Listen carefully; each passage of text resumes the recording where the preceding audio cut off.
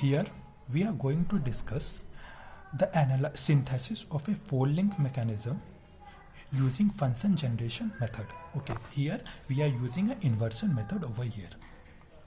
Let us assume an example given in the question in which the four parameters are given. That means input link angles, output link angles. So to determine the angles, we have to fix 2 points. One is a point and another one is a reference line from which the angles are being measured.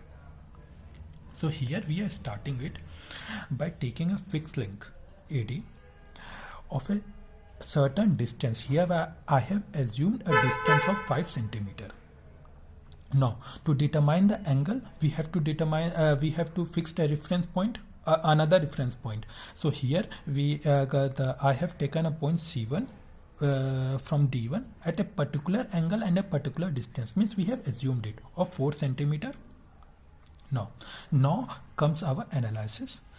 From output link we are measuring the angles. This is my output angles given 50 degree and 80 degree. So rotating the C1 and D in clockwise direction by an angle mentioned in the question by 50 and 80 degree to get a point C2 dash at a 50 degree apart and C3 dash by 80 degree apart. All three are at the same distance. That means we are drawing an arc over here with respect to D. Now the same point we are rotating it by an angle A point to determine the input link position. Okay, input link position has to be determined by rotating it by an angle of 35 degree and 80 degree mentioned in the question. So we are rotating C2 by 35 degree to get C2 dash, rotating C3 by an angle of 80 degree to determine C3 dash. All are measured with respect to A1, means rotation is with respect to A1 over here. This is my fixed already point determined on the coupler. Okay, so drawing the modified points C2 dash and C3 dash with C1. These are the lines we are getting it. Okay, and drawing the mid normals.